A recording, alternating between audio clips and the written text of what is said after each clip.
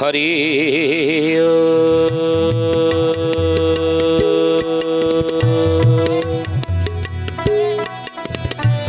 ओम भूर्भुवः स्वः तत्सवितुर्वरेण्यं भर्गो देवस्य धीमहि धियो यो नः प्रचोदयात्।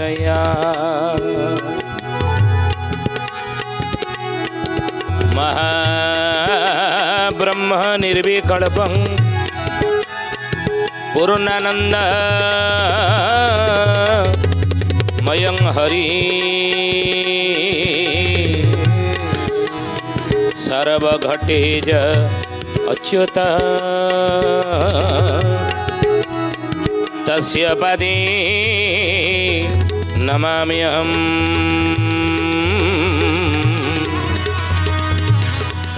तस्य पदे नमाम्यहम्। बोलिए महापुरुष अच्युतानंद जी की जय। सधी जनी ज्ञानी गुणी मंडली आज मालिका वचन को आपण मान को स्वागत जनाऊँ। आज मालिका वचन रे आम आलोचना करिया जाऊँचे जे कलिजुगर आयुष क्यों क्यों पाप जोगु केते आयुष कलिजुगर कटिगला। आज मालिका वचन रे सही विषय आम आलोचना करिया जाऊँचे। ज्ञानी गुणी मंडली सुधीजने आपण मैंने अल्प बहुत जानी ए कथा। सत्यजुगर आयुष हूँ 17,28,000 वर्ष जहाँ महामुनि व्यास उल्लेख करिसंती। महामुनि व्यास उल्लेख करिसंती तृतीय जुगर आयुष 12,96,000 वर्ष। द्वापर जुगर आयुष 8,64,000 वर्ष।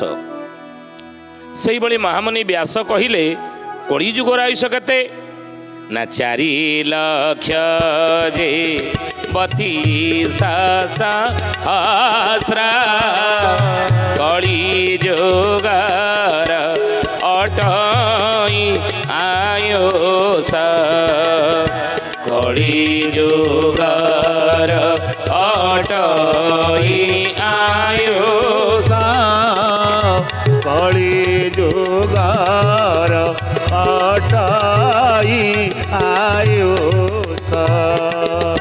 महामुनि व्यासदेव कही कली जुगर आयुष हूँ 4,32,000 वर्ष। से भली अच्युतानंद महापुरुष कौन कहले मालिकारे कहले 4,32,000 कली जुगर अटई आयुष। ज्ञानी गुणीमंडली सुधीजने भल भाव में आप बुझंतु कली जुगर आयुष जदि 4,32,000 वर्ष ताले वर्तमान कली जुग केते भोग चली ना 5,100 2025 मसीहा वर्तमान चली ना। तेणु 2025 मसीहा सुधा कली जुग भोग सरी केते 5,127 वर्ष कली जुग भोग चली कि 28-29 वर्ष भोग चली। आउरी कली जुग शेष होगापाई 4,26,000 केते वर्ष बाकी अच्छी। 4,26,000 केते वर्ष कली जुग आउरी भोग होगापाई बाकी थिबा स्थले पंचसखा माने किंतु कहउचंती अनेक भविष्य द्रष्टा माने कहउचंती वर्तमान समय को ये होची कली जुगर शेष बेला। वर्तमान जो समय चली जुगाब्द शकाब्द ख्रीष्टाब्द को घेनी तो ही अन्यान्य अंक को बाबू रखिबु चेताई चेता चई तन मान एक करिथिबु तेबे जाही कली लीला नयने देखिबु कली के लीला नयने देखिबु। तेणु वर्तमान जो समय चली 2025 मसीहा आ ये 2025 मसीहा सुधा कली जुग केते वर्तमान भोग सरी ना 5,128-29 वर्ष। आउरी कली जुग शेष होगापाई 4,26,000 केते वर्ष बाकी अच्छी। आ बाकी थिबा स्थले कहीं समस्त संत महात्मा महापुरुष माने पंचसखा माने कहउछन ये समय को कली जुग शेष बेला शेष होगापाई आउरी बहुत समय पर अछि। कारण कौन शिष्य रामचंद्र ये कथा पचारे अच्युत कहले राम रे कलिजुगर आयुष 4,32,000 वर्ष हेले मध्य संपूर्ण परा भोग हेनी ନା କାହିଁକି ଭୋଗ ହବନି ସମ୍ପୂର୍ଣ୍ଣ କଳିଯୁଗର ଆୟୁଷ 4,32,000 ବର୍ଷ? ନା ପାପ ଭାରାରେ ଆୟୁ ତୋଟି ଜୀବ 5,000 କଳି ଭୋଗ ହୋଇବ 5,000 କଳି ଭୋଗ ହୋଇବା 5,000 କଳି ଭୋଗ ହୋଇବା ପାପ ଭାରାରେ ଆୟୁ ତୁଟିଯିବ। କଳିଯୁଗ ମଣିଷ କରୁଥିବା ପାପ କର୍ମ ଦ୍ୱାରା ରାମରେ ଆୟୁଷମାନ କ୍ଷୟ ହେଇଯିବ, କଟିଯିବ। ମଣିଷ ପାପ କରୁଛି, ଅଧର୍ମ କରୁଛି, ଅନୀତି କରୁଛି, ଅନ୍ୟାୟ କରୁଛି, ଅନାଚାର କରୁଛି। ଏଇ ପାପ ଯୋଗୁଁ କଳିଯୁଗର ଆୟୁଷ କଟିଯିବ। 5,000 ଏଇ 4,32,000 ବର୍ଷରୁ କ୍ଷୟ ହେଇଯିବ। ଆଉ କ୍ଷୟ ହେଇ କେବଳ 5,000 କଳି ଭୋଗ ହୋଇବ। 5,000 ହିଁ କଳିଯୁଗ ଭୋଗ ହେବ। ନା 5,000 ବର୍ଷ ପରେ କଳିଯୁଗ ଶେଷ ହେବ ମଣିଷ କରୁଥିବା ପାପ ଯୋଗୁଁ? ନା, କେବଳ ମୁଁ କହୁନି, ନୀଳ ସୁନ୍ଦର ଗୀତାରେ ଶିଖର ଦାସ ଗୋସ୍ୱାମୀ କହିଲେ, ଯୁଗ 4,32,000 ବରଷ ଭୋଗ ନୋହିବ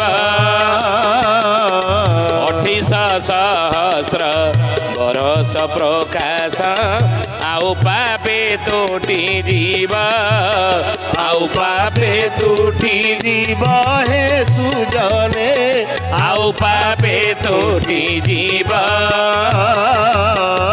ଆଉ ପାପେ ତୁଟି ଯିବ ହେ ସୁଜନେ ଆଉ ପାପେ ତୁଟି ଯିବ। ଶିଖର ଦାସ ଗୋସ୍ୱାମୀ କହିଲେ, ଯୁଗ 4,32,000 ବରଷ ଭୋଗ ନ ହୋଇବ। କଳିଯୁଗର ଆୟୁଷ 4,32,000 ବର୍ଷ ଭୋଗ ହେବ ନାହିଁ। ପାପ ଆଉ ପାପେ ତୁଟି, ଆଉ ସବୁ ପାପ ଯୋଗୁଁ ତୁଟିଯିବ। ଅନ୍ୟ ଆୟୁଷ ଗୁଡ଼ିକ କଳିଯୁଗରେ କେବଳ 5,000 ବର୍ଷ ଭୋଗ ହେବ।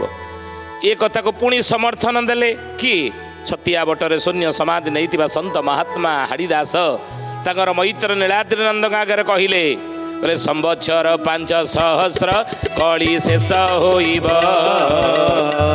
ସତ୍ୟ ଯୁଗ ଆଦ୍ୟ ପ୍ରବେଶ ଶୁଭ ଯୁଗ ହୋଇବ ସତ୍ୟ ଯୁଗ ଆଦ୍ୟ ପ୍ରବେଶ ଶୁଭ ଯୁଗ ହୋଇବ ସତ୍ୟ ଯୁଗ ଆଦ୍ୟ ପ୍ରବେଶ ଶୁଭ ଯୁଗ ହୋଇବ।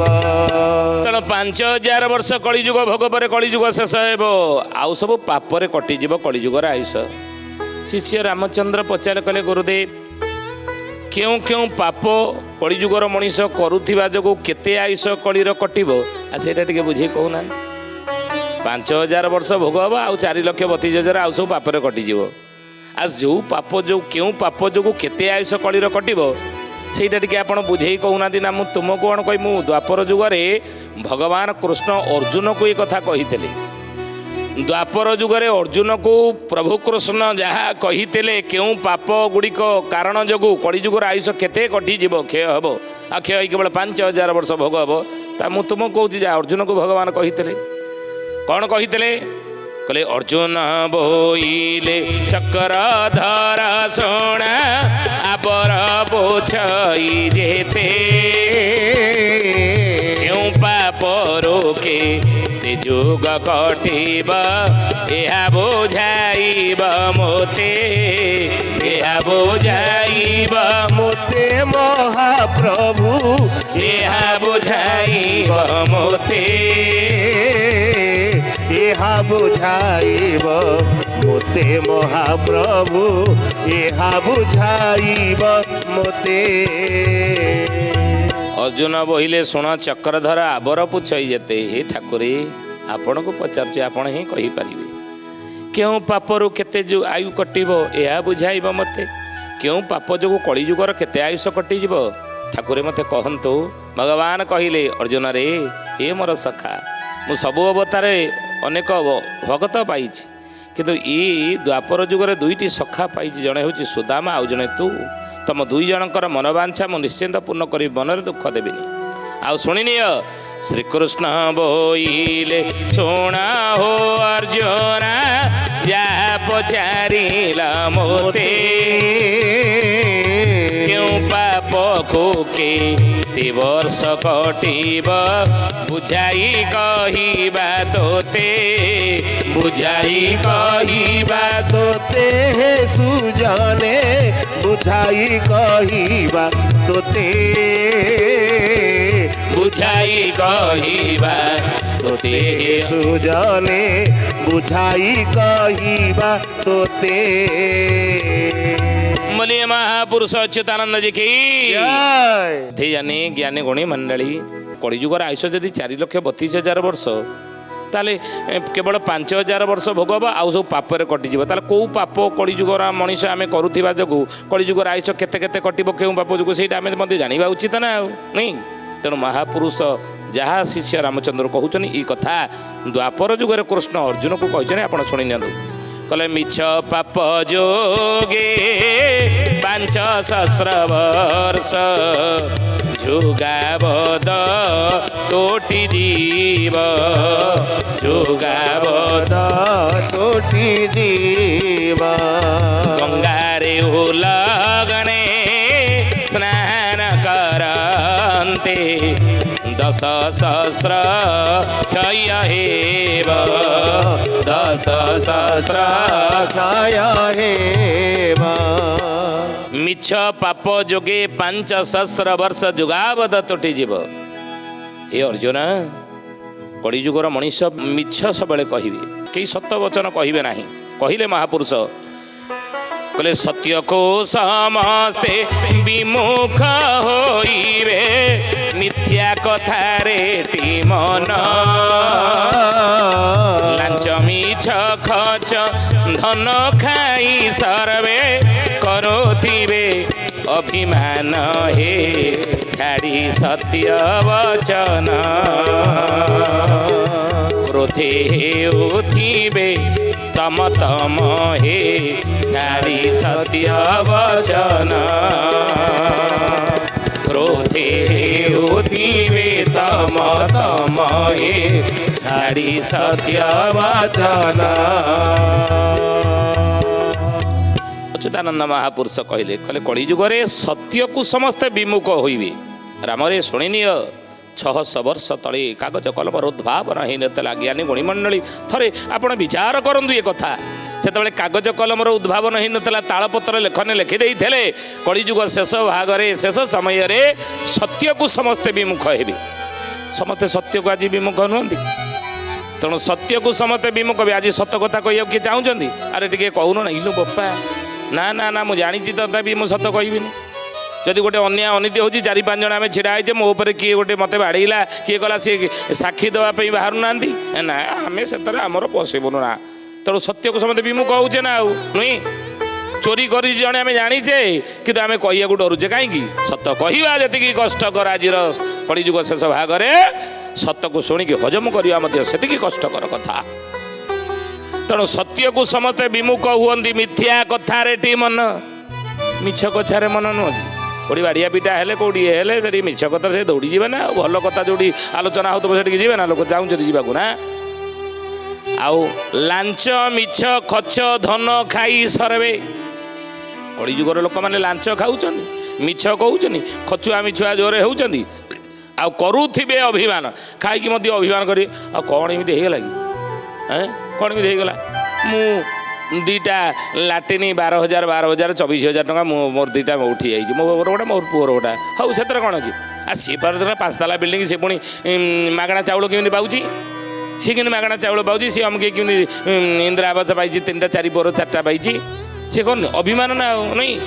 तेणु खच मिछ लांच खाई लोके अभिमान करेंगे ना आहरी अधिका मिलता ना नेता मंत्री केते खाई जाऊँ मुझे खाइली से कौन अच्छी नेता मंत्री ओडिशा गरीब गरीब गरीब गरीब आम खाली कही कुंभीर कांदना भाया आखिर लुह गड़ौचे नुई ओडिशा अमकई ओडिशा अमकई कौचे किंतु देखला हे ज्ञानी गुणी मंडली कुंभीर कांदना ये कारी आखिरे लुह ना नहीं। तेणु महापुरुष कहले हौ करुथिबे अभिमान छाड़ी सत्य वचन आ क्रोधे हेउथिबे तम तम हे छाड़ी सत्य वचन। रागिक जदि किए कहीदेला हाँ मुझे देखी तू ये कथा करनु मुझे देखी कौन है कहीदेव देखीदेवी ते तुम तो बहुना तेणु ही ज्ञानी गुणी मंडली मिछ जोगु କଳିଯୁଗର ଆୟୁଷ 5,000 ବର୍ଷ କ୍ଷୟ ହେଇଯିବ। ଅଚ୍ୟୁତ କହିଲେ 4,32,000 ବର୍ଷରୁ। ଆଉ ଗଙ୍ଗାରେ ଉଲଗନେ ସ୍ନାନ କରନ୍ତି 10,000 କ୍ଷୟ ହେବ। ଗଙ୍ଗାରେ ଉଲଗ୍ନ ସ୍ନାନ କରିବେ, ଗଙ୍ଗାରେ ଗଙ୍ଗା ପାଣିକି ଅପବିତ୍ର କରିଦେବେ। ଧ୍ୟାନ ଦେବେ ହେ ଜ୍ଞାନୀ ଗୁଣୀ ମଣ୍ଡଳୀ। ଆମେ ପୂଜା ସାମଗ୍ରୀ ଯେତେବେଳେ ଦେବ ପୂଜନ ପାଇଁ ରଖୁଛେ ସାଧନା ଆଦି ପବିତ୍ରୀକରଣ ମାଧ୍ୟମରେ ତାକୁ ପବିତ୍ର କରୁଛେ। ଆମେ ଯେ ସାମଗ୍ରୀ ଗୁଡ଼ିକୁ ଆମେ ପବିତ୍ର କରୁଛେ, ଜଳ ଛିଞ୍ଚୁଛେ, ଗଙ୍ଗା ପାଣିକି ପବିତ୍ର କରିବାର ଆବଶ୍ୟକତା ରହିଛି ନା? କାହିଁକି ନା ଗଙ୍ଗା ସବୁବେଳେ ପବିତ୍ର।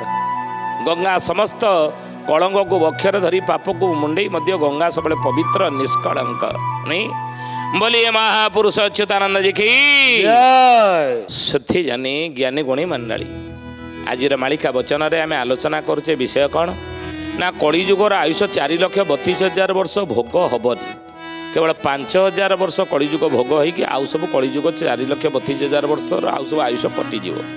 କେଉଁ କେଉଁ କାରଣ ଯୋଗୁଁ କେଉଁ କେଉଁ ପାପ ଯୋଗୁଁ କଳିଯୁଗର ଆୟୁଷ 4,32,000 ବର୍ଷରୁ କେବଳ 5,000 ବର୍ଷ ଭୋଗ ହେଇ କଟିଯିବ, ସେଇ ବିଷୟ ଆଜିର ମାଳିକା ବଚନ ଆମେ ଆଲୋଚନା କରୁଛେ। ଯାହାକୁ ଭଗବାନ କୃଷ୍ଣ ଅର୍ଜୁନକୁ ଦ୍ୱାପର ଯୁଗରେ କହିଥିଲେ, ସେଇ କଥାକୁ ଅଚ୍ୟୁତାନନ୍ଦ ମହାପୁରୁଷ ଶିଷ୍ୟ ରାମଚନ୍ଦ୍ରଙ୍କ ଆଗରେ କହିଛନ୍ତି। ସେ ବିଷୟ ଆମେ ଆଲୋଚନା କରୁଛେ ନାଇଁ। ତେଣୁ ଆଲୋଚନା କରୁଥିଲେ ଗଙ୍ଗାରେ ଉଲଗ୍ନେ ସ୍ନାନ କରନ୍ତେ 10,000 କ୍ଷୟ ହେବ କଳିଯୁଗର ଆୟୁଷ। ଆଜି କ'ଣ କରୁନାହାନ୍ତି? କେତେ କଷ୍ଟ ଭଗୀରଥ କରିଥିଲେ ନିଜର ପୂର୍ବଜମାନଙ୍କୁ ଉଦ୍ଧାର କରିବା ପାଇଁ, ସଗର ବଂଶକୁ ଉଦ୍ଧାର କରିବା ପାଇଁ କପିଳ ମହାମୁନି ଅଭିଶାପ ଦେଇଥିଲେ। ଅର୍ଦ୍ଧଦଗ୍ଧ ଅବସ୍ଥାରେ ପଡ଼ି ରହିବ, ତୁମର ଆତ୍ମାର ସଦ୍ଗତି ହେବ ନାହିଁ। ନା ମରୁଥିଲେ ନା ବଞ୍ଚୁଥିଲେ, ଏଇଭଳି ଅଧା ଜଳିକି ଅର୍ଦ୍ଧଦଗ୍ଧ ଅବସ୍ଥାରେ ପଡ଼ି ରହିଥିଲେ 60,000 ସଗର ପୁତ୍ର। ଆଉ ନିଜର ସେ ପୂର୍ବଜମାନଙ୍କୁ ଉଦ୍ଧାର କରିବା ପାଇଁ ସେଇ ସଗର ବଂଶରେ ଜନ୍ମ ହୋଇଥିଲେ ଭଗୀରଥ। ଘୋର କଠୋର ତପସ୍ୟା କଲେ। କପିଳ ମହାମୁନିକି ପଚାରିଲେ, ହେ ମହାତ୍ମା, ଆପଣ ମୋ ପୂର୍ବଜମାନଙ୍କୁ ଉଦ୍ଧାର କରିବା ମୋର ବାଟ ମୋତେ ବତାନ୍ତୁ। କେମିତି ମୁଁ ସେମାନଙ୍କୁ ଉଦ୍ଧାର କରି ତା ଆତ୍ମାର ସଦ୍ଗତି ହେବ, ଆତ୍ମା ମୁକ୍ତି ପାଇବ? କପିଳ ମହାମୁନି କହିଲେ, ହେ ଭଗୀରଥ, ସ୍ୱର୍ଗର ମନ୍ଦାକିନୀ ଗଙ୍ଗାକୁ ଧରା ଅବତରଣ କରିପାରିବ ଯଦି, ଗଙ୍ଗା ଜଳ ଯଦି ସ୍ପର୍ଶ ହୋଇଯିବ ଏମାନଙ୍କ ଅର୍ଦ୍ଧଦଗ୍ଧ ଶରୀରରେ, ଏମାନେ ମୁକ୍ତି ପାଇଯିବେ, ଉଦ୍ଧାର ପାଇଯିବେ ମୋ ଅଭିଶାପରୁ। ଭଗୀରଥ କ'ଣ କଲେ? ଘୋର କଠୋର ତପସ୍ୟା କରି ସ୍ୱର୍ଗର ମନ୍ଦାକିନୀ ଗଙ୍ଗାକୁ ସନ୍ତୁଷ୍ଟ କଲେ। ଗଙ୍ଗା କହିଲେ, ହେ ଭଗୀରଥ, ମୁଁ ଯଦି ସ୍ୱର୍ଗରୁ ପତିତ ହେବି ତାହେଲେ ମୋର ବେଗ ଏତେ ପ୍ରଖର ଯେ ମୁଁ ପାତାଳଗାମୀ ହେଇଯିବି, ଆଉ ମର୍ତ୍ତ୍ୟମଣ୍ଡଳରେ ପ୍ରବାହିତ ହେଇପାରିବି ନାହିଁ। ନା କ'ଣ କରିବି? ନା ମୋର ବେଗକୁ ଧାରଣ କରିବା ପାଇଁ ତୁମେ ଦେବଦେବ ମହାଦେବଙ୍କୁ ପ୍ରାର୍ଥନା କର, ତପସ୍ୟା କର, ସେ ହିଁ ସମର୍ଥ ମୋର ବେଗକୁ ସେ ଧାରଣ କରିପାରିବେ। ଦେବଦେବ ମହାଦେବଙ୍କୁ ସନ୍ତୁଷ୍ଟ କଲେ ତପସ୍ୟା କରି ଭଗୀରଥ। ମହାଦେବ ଯେତେବେଳେ ସନ୍ତୁଷ୍ଟ ହେଲେ, ଗଙ୍ଗା ସ୍ୱର୍ଗରୁ ପତିତ ହେଲେ, ମହାଦେବ ଜଟା ମେଲେଇ ଦେଲେ ଏବଂ ଜଟାରେ ଗଙ୍ଗା ଯେତେବେଳେ ପତିତ ହେଲେ, ଜ୍ଞାନୀ ଗୁଣୀମଣ୍ଡଳୀ କଳକଳ ନାଦରେ ବହି ଆସିଲେ। ଜହ୍ନ ଋଷିଙ୍କର ଆଶ୍ରମ ପର୍ଯ୍ୟନ୍ତ ଚାଲିଗଲେ, ଆଶ୍ରମ ବୁଡ଼େଇ ଦେଲେ, ଭସେଇ ଦେଲେ। ଜହ୍ନ ଋଷି ରାଗି କ'ଣ କଲେ? ଗଣ୍ଡୁଷ ଜଳରେ ଗଙ୍ଗାକୁ କ'ଣ ଗର୍ଭକୁ ନେଇଗଲେ, ନିଜ ଗର୍ଭରେ ଗଙ୍ଗାକୁ ରଖିଦେଲେ। ଆଉ ଯେତେବେଳେ ଭଗୀରଥ ପ୍ରାର୍ଥନା କଲେ, ହେ ମହାମୁନି, କେମିତି ମୋ ପୂର୍ବଜମାନଙ୍କୁ ଉଦ୍ଧାର କରିବି, ସେଇଥିପାଇଁ ଗଙ୍ଗାକୁ ମୁଁ ଅବତରଣ କରିଦେଲି। ଆପଣ ଗର୍ଭ ଭିତରେ ରହିଲେ ଗଙ୍ଗା, ମୋର ଅପେକ୍ଷାର ଅନ୍ତ, ତିତିକ୍ଷାର ଅବଶେଷ, ଉପାସନା ଚରିତାର୍ଥ ମୋ ସାଧନାରେ ସିଦ୍ଧି କ'ଣ ମିଳିବ ନାହିଁ? ଜହ୍ନ ଋଷି କ'ଣ କଲେ? କହିଲେ, ହେ ଭଗୀରଥ, କ'ଣ କରିବି ନା ବାହାର କରିଦିଅନ୍ତୁ ଯେଉଁ ବାଟେ ନେଇଛନ୍ତି। ନା ଏପାଟେ ଗଙ୍ଗାକୁ ବାହାର କଲେ ପାଟି ବାଟେ ଅପବିତ୍ର ହେଇଯିବ, ଅଇଁଠା ହେଇଯିବ। ଆଉ ଶରୀରର ଯେଉଁ ଦ୍ୱାର ଅଛି ଯେଉଁ ବାଟେ ବାହାର କରିବି, ମଳମୂତ୍ର ଦ୍ୱାର ଦେଇକି ଅପବିତ୍ର ହେଇଯିବ ଗଙ୍ଗା। ଅପବିତ୍ର କଲେ ନାହିଁ ଗଙ୍ଗାକୁ। ଜହ୍ନ ଋଷି କ'ଣ କଲେ? ଜଙ୍ଘ ଚିରି ଦେଲେ। ଜଙ୍ଘ ଚିରିକି ଗଙ୍ଗାକୁ ଏଇ ଜଙ୍ଘ ବାଟ ଦେଇକି ବାହାର କଲେ ଏବଂ ସେଇଥିପାଇଁ ଗଙ୍ଗାଙ୍କର ଏକ ନାମ ହେଲା ଜାହ୍ନବୀ। ଆଉ ସେଇ ଗଙ୍ଗା ଅପବିତ୍ର କଲେ ନାହିଁ ମଳମୂତ୍ର ଦ୍ୱାର ଦେଇ। ଜହ୍ନ ଋଷି ଗଙ୍ଗାକୁ ବାହାର କଲେ ନାହିଁ, କିନ୍ତୁ ଆଜି କଳିଯୁଗରେ ସେଇ ଗଙ୍ଗା ଜଳକୁ ପବିତ୍ରତାର ପ୍ରତୀକ ଗଙ୍ଗା। ଅସାରେ ଖଳୁ ସଂସାରେ ସାର ତରେ ଦୁର୍ଲଭଂ ସତସଙ୍ଗ କେଶବ ଭକ୍ତି ନିତ୍ୟ ଗଙ୍ଗାମ୍ବୁ ସେବନମ୍। ତେଣୁ ଗଙ୍ଗା ଜଳ ପବିତ୍ର, ସେ ପବିତ୍ରକୁ ଆଜି ଅପବିତ୍ର କରିବାକୁ ଆମେ ଚେଷ୍ଟା କଲେ। ମଳମୂତ୍ର ଗଙ୍ଗାରେ ପକେଇଲେ, ତାକୁ ଶବ ସେଠି ଭସେଇ ଦେଲେ। କୁକୁର ବିଲେଇ ମଲା ସେଇ ଗଙ୍ଗାରେ ପକେଇ ଦିଅ, ଅବର୍ଜନା ପକେଇ ଦିଅ। ନା, ପତିତ ପାବନି, ପତିତକୁ ଉଦ୍ଧାର କରିବା ପାଇଁ ଧରାକୁ ଆସିଛି, ତାକୁ ଆମେ ଅପବିତ୍ର କରିବା ନାହିଁ, ତାର ସୁରକ୍ଷା ଦେବା। ଆଉ ଯଦି ଗଙ୍ଗାରେ କୁ ଅପବିତ୍ର କରିବା ଆଉ କଲେ ବୋଲି, ସେଇଥିପାଇଁ ଅଚ୍ୟୁତ ଲେଖିଲେ, ରେ ରାମଚନ୍ଦ୍ର କଳିଯୁଗ ଶେଷ ବେଳେ ଏଇ ଗଙ୍ଗା ମା ଅପବିତ୍ର ହେଇଯିବେ, ଯାହାଫଳରେ କି ଏ ଗଙ୍ଗାଙ୍ଗରେ ଉଲଗ୍ନେ ସ୍ନାନ କରିବେ, ଉଲଗ୍ନେ ସ୍ନାନ କରିବେ, ତାର ମଳମୂତ୍ର ତା ଦେହରେ ପକାଇବେ, ଅବର୍ଜନା ପକାଇବେ, ଯାହାଫଳରେ କଳିଯୁଗର ଆୟୁଷ 10 ସହସ୍ର କ୍ଷୟ ହେଇଯିବ। ନା ଆଉ ଗୁରୁଦେବ କୁହନ୍ତୁ, ଆଉ କେଉଁ ପାପ ମଣିଷ କଳିଯୁଗରେ କରୁଥିବା ଯୋଗୁଁ କଳିଯୁଗର ଆୟୁଷ 4,32,000 ବର୍ଷରୁ ଅନେକ କ୍ଷୟ ହେଇଯିବ? ନା ଶୁଣିନିଅ, ବ୍ରାହ୍ମଣୀ ସଙ୍ଗତେ ପିରତି କରନ୍ତେ 30 ସହସ୍ର ବର୍ଷ କ୍ଷୟେ, ମୈତ୍ର କପଟେ ଅବିଶ୍ୱାସୀ ଯୋଗେ 6 ସହସ୍ର ତୁଟି ଯାଏ। 6 ସହସ୍ର ତୁଟି ଯାଏ ହେ ସୁଜନେ, 6 ସହସ୍ର ତୁଟି ଯାଏ, 6 ସହସ୍ର ତୁଟି ଯାଏ ସୁଜନୀ, 6 ସହସ୍ର ତୁଟି ଯାଏ। ବ୍ରାହ୍ମଣୀ ସଙ୍ଗତେ ପିରତି କରନ୍ତେ 30 ସହସ୍ର ବର୍ଷ କ୍ଷୟେ। ଆପଣ ଆମେ କହିଲେ କ'ଣ ନା ଜାତି ଗୋତ୍ର ଏ ମଣିଷ କର୍ମରୁ ହିଁ ସୃଷ୍ଟି କରିଛି, କିନ୍ତୁ ନା, ଯାହା ସହିତ ଆପଣ ପ୍ରୀତି କରିବେ ତାକୁ ବିବାହ କରିବା ଦରକାର, ସମ୍ବନ୍ଧ ସ୍ଥାପନ କରି ତାକୁ ପ୍ରତିଶ୍ରୁତି ଦେବା ଦରକାର, ଜନ୍ମ ଜନ୍ମାନ୍ତର ସାଥୀ ତାକୁ କରିବେ, କିନ୍ତୁ ପ୍ରୀତି କରି ଛାଡ଼ିଦେବେ, ତାହା ଯୋଗୁଁ କଳିଯୁଗର ଆୟୁଷ ମହାପୁରୁଷ କହିଲେ କେତେ କଟିବ ନା 30 ସହସ୍ର ବର୍ଷ କ୍ଷୟେ। ଆଉ ମୈତ୍ରେ କପଟ ଅବିଶ୍ୱାସୀ ଯୋଗେ 6 ସହସ୍ର ତୁଟି ଯାଏ। ମିତ୍ରତାରେ ଯଦି ଅତି ଅବିଶ୍ୱାସ କଲେ, ଆଜି ହେଉନି କ'ଣ, ମିତ୍ର ବନ୍ଧୁ ବନ୍ଧୁର ସମ୍ପର୍କ ଆଜି ଅଛି, ମିତ୍ରତାର ସମ୍ପର୍କ ଆଜି ଅଛି ନା, ସମ୍ପର୍କ ଆଜି କ'ଣ ହେଇଛି, କଳୁଷିତ ହେଇଛି, ଯାହାଫଳରେ କି ହେଲେ ଅଚ୍ୟୁତ କହିଥିଲେ 600 ବର୍ଷରେ ଇଏ କଳିଯୁଗ ଶେଷରେ ହେବ, ମିତ୍ରତା ରହିବ ନାହିଁ, ବନ୍ଧୁତା ରହିବ ନାହିଁ। ଆଜି ବନ୍ଧୁତା ରହିଛି ନା, ଆଜି ଦେଖିବେ ଆମେ ଚାହୁଁଛେ କେମିତି ଛିଡ଼ି ଯାଉ। ମୁଁ ଆଗରୁ ଆପଣ ଦେଖିଛି, ମୁଁ ମୋ ପିଲାଦିନେ ମୋ ଜେଜେବାପା ଥିଲେ, ଆମର ଯେତିକ ବନ୍ଧୁବାନ୍ଧବ ଆହୁରି 7-8 ଘର ସୁରୁଜୁ ବନ୍ଧୁ କରିଥିଲେ, ନୁହେଁ? ଆଜି ଆଉ ଅଛି, ଆମେ ଛିଣ୍ଡେଇ ଦେଲେନି, ନାଇଁ ଇଏ ପିଇସି ବାପାର 4 ଭଉଣୀ, ଇଏ ପିଇସି ମୋର ନାହିଁ, ଆଉ ଏତେ ବଢ଼େଇବାନି, କିଏ ଏତେ ବନ୍ଧୁବାନ୍ଧବ ଏତେ ଖୋଜିବ ନିଆ ନିମତରେ, ନା ଏତେ ଆଉ ଖୋଜି ପାରିବାନି, କାଟିଦେବା, ବନ୍ଧୁ କାଟିଦେବା, ନୁହେଁ? ତେଣୁ ହେଇକି ଆମେ ମୈତ୍ରୀ ଅବିଶ୍ୱାସ କଲେ, ବନ୍ଧୁତା ନଷ୍ଟ କଲେ, କଳିଯୁଗର ଆୟୁଷ ମହାପୁରୁଷ କହୁଛନ୍ତି 6 ସହସ୍ର ତୁଟିଯିବ। ଆଉ କେଉଁ ପାପ ଯୋଗୁଁ କଳିଯୁଗର ଆୟୁଷ କେତେ ବର୍ଷ କଟିବ, ଆମେ ଆଗାମୀ ଅଧ୍ୟାୟରେ ଆଲୋଚନା କରିବା। ଜ୍ଞାନୀ ଗୁଣୀ ମଣ୍ଡଳୀ, ଆଜି ତ ସମୟ ହେଇଛି, ଆସନ୍ତୁ ବାଣୀକି ବିରାମ ଦେବା ପ୍ରଭୁଙ୍କର ନାମ ନେଇ।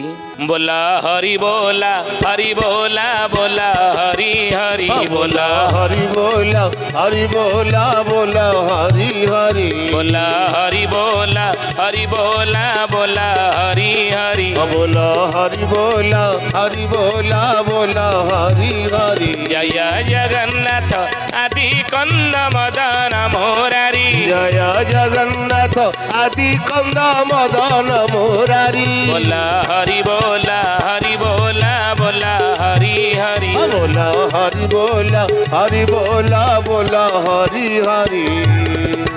ସେଥି ଜ୍ଞାନୀ ଗୁଣୀ ମଣ୍ଡଳୀ, ଆଜି ପାଇଁ ଆସନ୍ତୁ ବାଣୀକି ଏଠାରେ ବିରାମ ଦେବା, ପୁଣି ଆସନ୍ତା ଅଧ୍ୟାୟରେ ଭେଟ ହେବା। ରହୁଛୁ। ହରି ଓମ୍। ଶାନ୍ତି ଶାନ୍ତି ଶାନ୍ତି, ସର୍ବାରିଷ୍ଟ ସୁଶାନ୍ତିରେ ଭବତୁ।